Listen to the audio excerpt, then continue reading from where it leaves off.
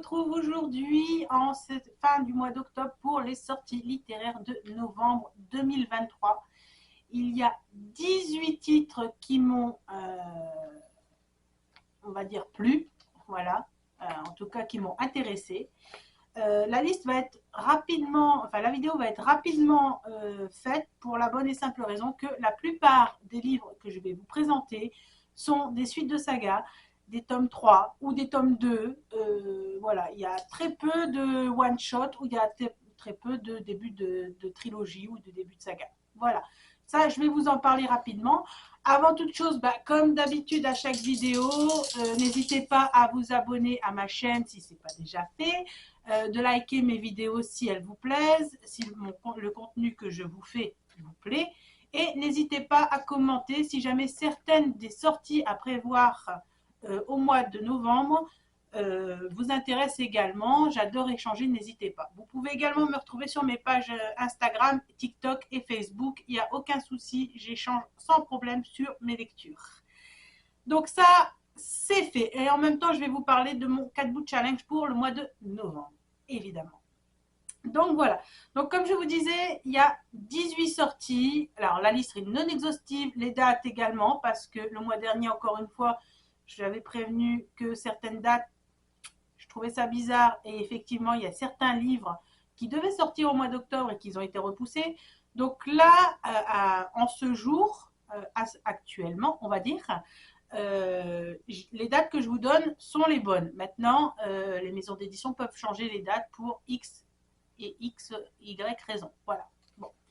Donc, 18 sorties que je ne suis pas sûre de me procurer toutes, en tout cas. Peut-être une ou deux, je ne suis pas sûre parce que je remarque que les prix en librairie augmentent considérablement. Donc, soit certains me feront tellement envie que effectivement j'achèterai, soit s'ils sont trop chers et que je peux attendre, j'hésiterai pas à attendre un petit peu qu'ils sortent en occasion, voire qu'ils sortent en poche.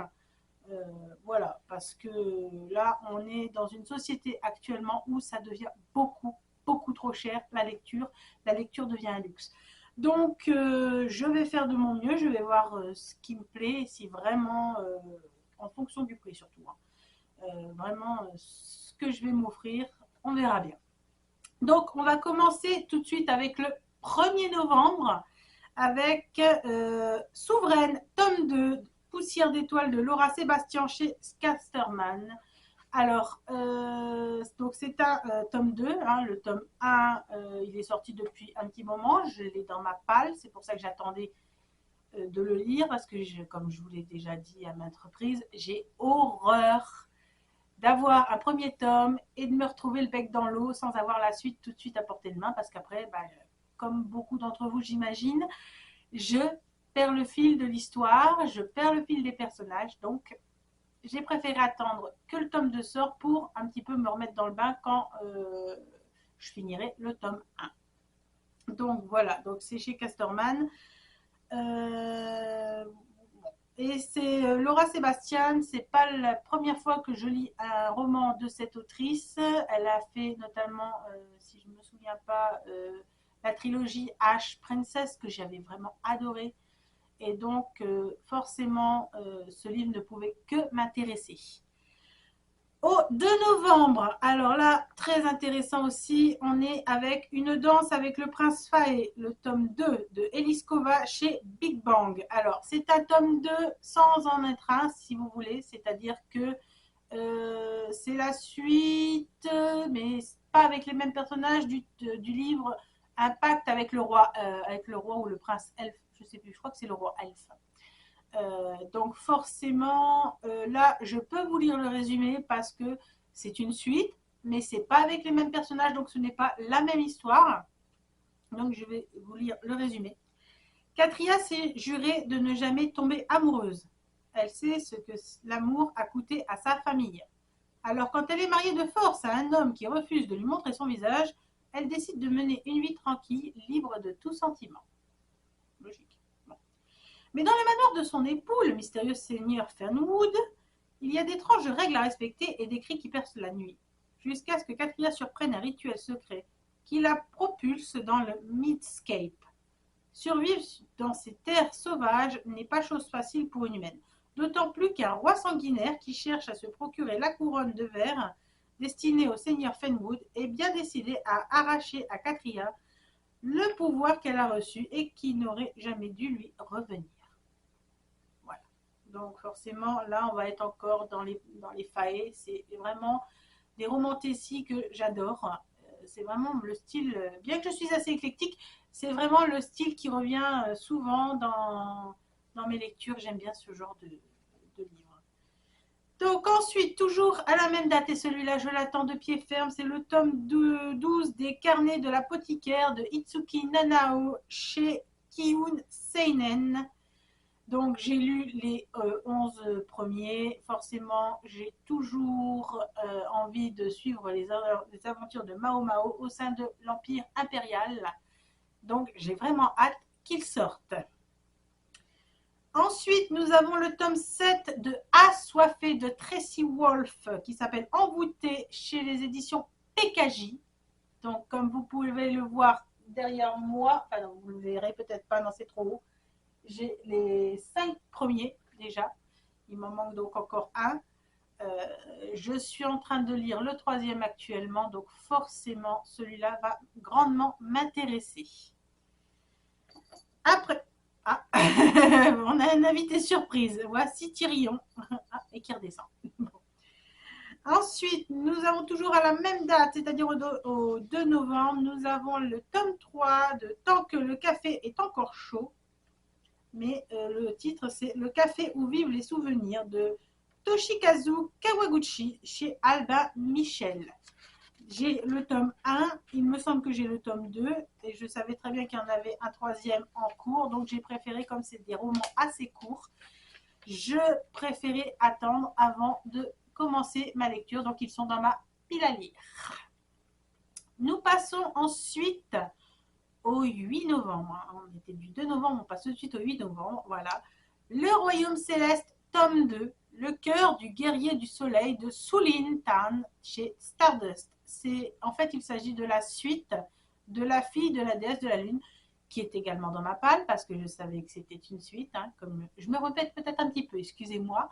Mais voilà, quand je sais que c'est des premiers tomes, je les garde et j'attends pour pas être exaspérée de ne pas avoir la fin, de ne pas avoir la suite.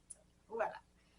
Au 9 novembre, alors celui-là, je pense que beaucoup l'attendent. Il est sorti depuis un bail en anglais et quand on le voit en anglais, on se dit waouh, mazette, celui-là, ça a l'air d'être un super. Il s'agit de Babel de R.F. Kuang chez De Saxus. Si vous regardez la couverture est pratiquement identique à celle de la version anglaise. Elle est donc magnifique. Donc, par contre, le prix, il est beaucoup moins. Voilà, donc j'hésite à me le procurer ou pas. Je verrai bien en fonction d'eux parce que on arrive quand même à la fin de l'année. Il faut quand même prévoir un petit peu Noël, tout ça. Donc, je vais peut-être freiner un petit peu au niveau des dépenses livresques, on va dire. Je vais vous lire donc quand même le résumé, hein, parce que c'est un tome 1 ou un one-shot, je ne sais pas encore. Un acte de traduction est toujours un acte de trahison.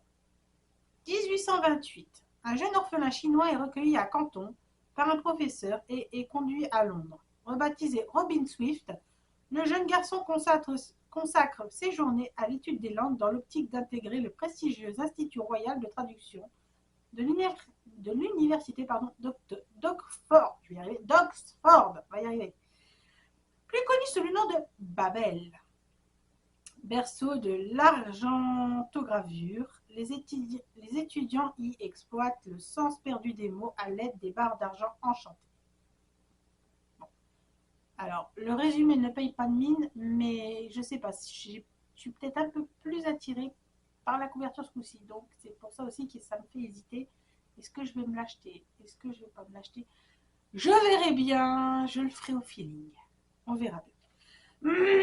Ensuite, toujours au 9 novembre, et celui-là m'intéresse au plus haut point, il s'agit du préquel de 200 d'écume, et de glace d'Alexiane de Lelis qui sont ici, si vous les voyez. Donc j'ai le 1, le 2, je vais attendre, il est bientôt sorti en poche ou alors il est sorti, mais je ne vais pas tarder à l'acheter. Mais je l'ai lu, je l'avais emprunté à la médiathèque. Et le tome 3 qui est là. Donc là, il s'agit du préquel, donc avant l'histoire de Perséphone.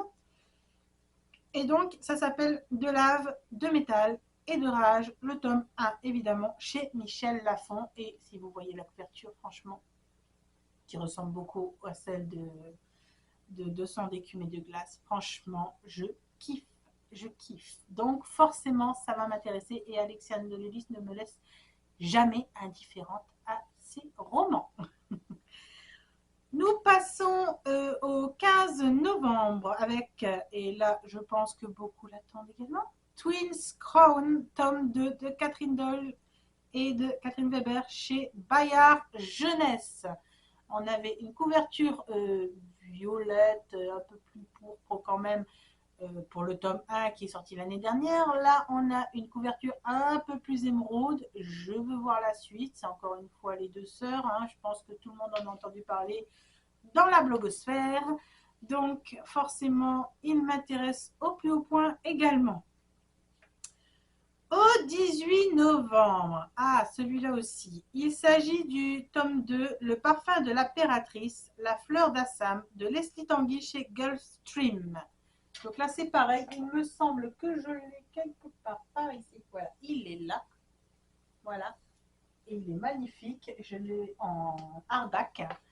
Donc, j'attends avec impatience le tome 2.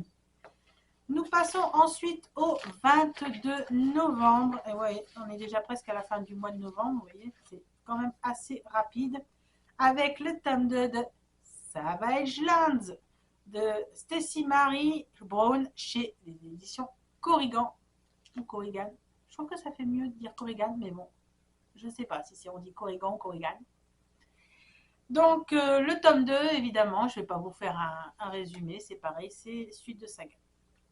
Toujours à la même date, nous avons Le sang et l'acier. Et là, j'adore la couverture. La légende de Stésmar de Hélène Che. Alors là, excusez-moi si j'arrive, si j'écorche le nom de famille de l'autrice. Cheret, j'espère. Excusez-moi d'avance. Donc, c'est déjà une magnifique couverture, comme je l'ai dit. Althea Zolter n'a que 3 ans pour devenir ce qu'elle a toujours rêvé d'être, une guerrière légendaire. Il est interdit aux femmes de manier les lames. Elle s'est donc entraînée en secret toute sa vie.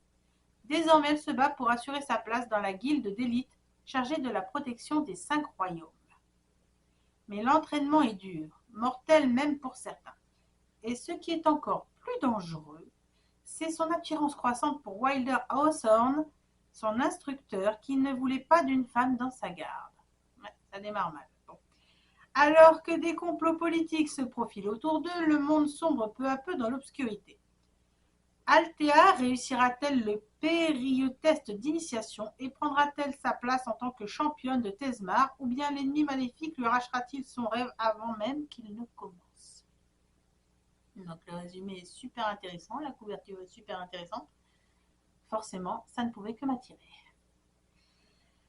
Donc, et là, c'est pas banal non plus, toujours à la même date, donc au 22 novembre, si je ne me trompe pas, nous avons le tome 3 de Chère Mamie, tu vas rire, de Virginie Grimaldi chez Le Livre de Poche.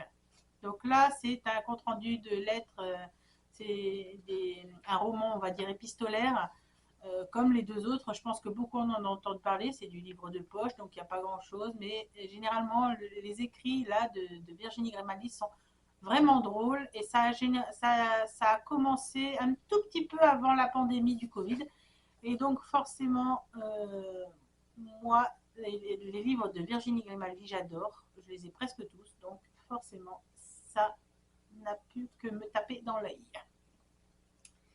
On passe au 29 novembre avec Haven tome 2. Haven tome 1, je vous l'avais présenté il y a quelques mois, peut-être 6, 8 mois peut-être. Donc tome 2, L'Alliance Noire de Sacha Peyton Smith aux éditions Casterman. Et là aussi, on avait une couverture bleue, maintenant on se retrouve avec une couverture rouge. Donc, au 30 novembre, nous avons le tome 2 de Ces plaisirs violentes, donc intitulé ce coup-ci Nos fins violentes de Chloé Gong chez les éditions de Saxus. Donc, je crois il est là. Voilà. Je ne sais pas si vous le voyez. Oui, si vous le voyez. Voilà, le tome 1 est là. Il attend sagement son copain. Ensuite, nous avons Une ombre dans la braise de Jennifer L. Armentrout chez les éditions encore de Saxus. Donc, c'est pour ça que je vous dis, deux sorties de Saxus, c'est pas rare, ça arrive, mais c'est pas tout le temps. Donc, est-ce que là va être repoussé ou pas? Je ne sais pas. C'est pour ça que je vous dis que les dates, je vous disais au début que les dates, jusqu'ici, elles sont là, elles semblent bonnes. Maintenant, si les maisons d'édition repoussent, ça, j'y peux rien. Donc, son destin était écrit bien avant sa naissance, mais son cœur a d'autres projets. Bah tiens, Séraphéna Mierel n'a jamais été maîtresse de son destin. Afin d'honorer un pacte passé par son aïeul pour sauver le royaume, elle doit abandonner sa vie pour devenir la consort de Nyctos, l'originel de la mort. Mais sa véritable destinée est le secret le mieux gardé de Lasagna. Depuis son plus jeune âge, elle s'entraîne pour devenir l'assassin parfait, l'arme suprême qui pourra éliminer l'originel de la mort.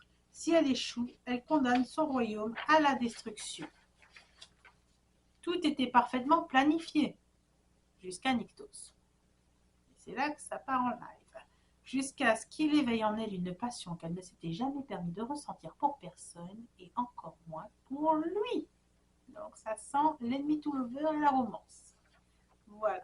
Mais Sarah ne doit pas oublier qui elle est. Élue consort, meurtrière, sa vie et son cœur ne lui ont jamais appartenu. Voilà. Donc là, je vous ai présenté les 18 sorties qui me font de l'œil. Je vais également vous parler donc du 4 bout challenge du mois de novembre. Là, actuellement, on est au mois d'octobre. Le 4 bout challenge en vue d'Halloween est toujours le Ghost Challenge du mois d'octobre. Donc, lire un livre où il y a des spectres, des fantômes, aussi bien tout secteur confondu, c'est-à-dire aussi bien en comédie qu'en horreur, qu'en fantastique. Voilà, de toute façon, c'est du fantastique. Hein. Dès qu'il y a des fantômes, c'est du fantastique. Voilà. Et j'avais un peu de mal à trouver un challenge pour le mois de novembre parce que généralement, le mois de novembre, c'est susceptible d'être plus du thriller, du noir, hein, le Black November, comme on dit. Et je me suis rappelé qu'il y a un secteur littéraire que je n'ai pas encore essayé et qui m'intéresse beaucoup, le Cozy Mystery. Donc, j'ai quelques idées. J'avais déjà bien envie de m'intéresser à cela. Donc, un Cozy Mystery, c'est un peu un style à la Agatha Christie, mais plus en huis clos, où on cherche qui est le coupable. Donc, cette année, pour le mois de novembre 2023, j'ai décidé de faire le Cozy Mystery Challenge. Donc, lire un ou plusieurs, comme on veut, livre Cozy Mystery.